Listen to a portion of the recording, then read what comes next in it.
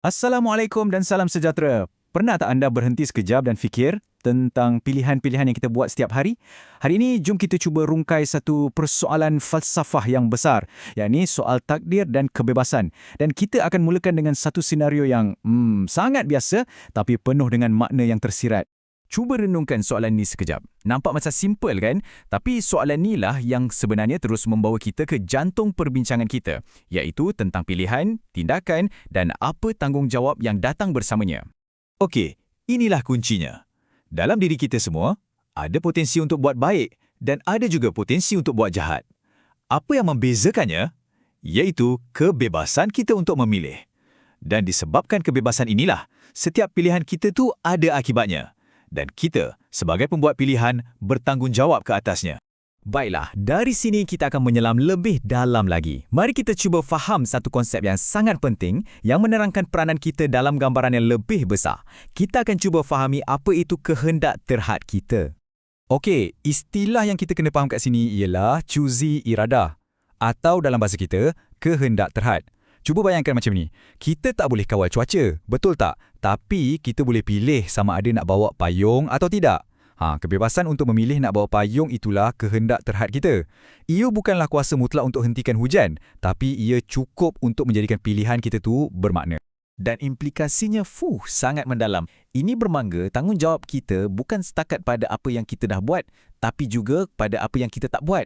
Semua perkara yang sepatutnya kita buat, tapi kita pilih untuk tak melakukannya. Jadi nampak tak? Ini bukan sekadar teori yang kita bincang kosong-kosong. Bila kita betul-betul faham hubungan antara takdir dan kehendak kita, ia jadi macam satu alat praktikal. Ia seolah-olah memaksa kita untuk cermin diri kita balik, ambil tanggungjawab dan berhenti salahkan nasib atau takdir untuk kesilapan yang datang dari pilihan kita sendiri. Nak faham lagi senang? Okey, jom kita gunakan satu analogi yang sangat cantik. Analogi taman. Ia akan tunjukkan dengan sangat jelas kat mana peranan kita bermula dan berakhir dan kat mana kuasa yang lebih besar mengambil alih. Slide ni tunjukkan pembahagian peranan tu dengan begitu jelas sekali. Cuba tengok belah kiri. Itu peranan kita sebagai manusia. Kita hanya perlu ada kemahuan, kita memilih dan kita arahkan air tu ke taman. Itu saja. Usaha kita berhenti di situ. Sekarang, tengok pula belah kanan. Peranan Tuhan. Dia yang sediakan air, matahari, tanah dan dialah yang pada akhirnya menumbuhkan taman tu sampai jadi subur.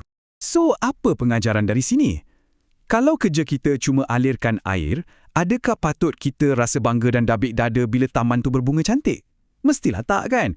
Sebab itulah, bila kita berjaya dalam sesuatu, respons yang paling tepat bukanlah kesombongan, tapi rasa syukur yang tak terhingga.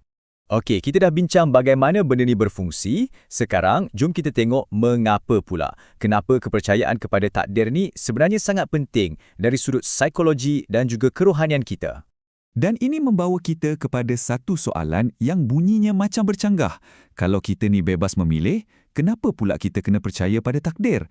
Bukankah kedua-duanya macam saling menafikan? Sebenarnya, tidak. Mari kita lihat mengapa. Ada dua tujuan utama yang sangat penting macam yang anda boleh nampak kat sini. Pertama, ia jaga kita daripada jadi sombong. Bila kita berjaya, kita sedar yang ia bukan 100% usaha kita. Kedua, ia lindungi kita daripada rasa putus asa. Bila kita gagal atau hilang sesuatu, kita tahu ada hikmah yang lebih besar menanti. Pada asasnya, ia adalah alat yang sempurna untuk keseimbangan emosi dan jiwa kita.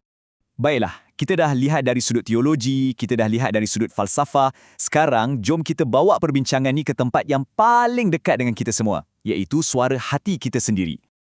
Kita boleh berhujah pasal falsafah dan teologi ni sampai esok pagi, tapi bukti yang paling kukuh tentang kebebasan kita sebenarnya ada dalam diri kita. Jauh di sudut hati kita ada satu suara, satu saksi dalaman yang sentiasa berbisik. Ini pilihan aku. Perasaan inilah yang tak boleh dinafikan adalah bukti mutlak kebebasan kita. Dan petikan ni merumuskan segalanya dengan sempurna. Jauh di lubuk hati, kita tahu yang kita sedang memegang steering. Dan kesedaran inilah yang menjadi tapak kepada tanggungjawab. Sebab kalau kita yang pandu, maka kitalah yang akan ditanya ke mana kita dah bawa arah tuju hidup kita. Jadi, pada akhirnya, mungkin persoalannya bukanlah sama ada kita bebas atau ditakdirkan, tetapi bagaimana kita menggunakan kebebasan yang kita ada dalam takdir yang telah ditentukan. Semoga perkongsian kali ini memberi anda satu perspektif yang baru. Kalau anda rasa perkongsian ini bermanfaat, jangan lupa untuk tekan butang suka dan langgan saluran kami untuk lebih banyak lagi kandungan macam ni. Kami pun teringin nak dengar pendapat anda di ruangan komen di bawah. Sampai kita jumpa lagi dalam perkongsian seterusnya, jaga diri baik-baik.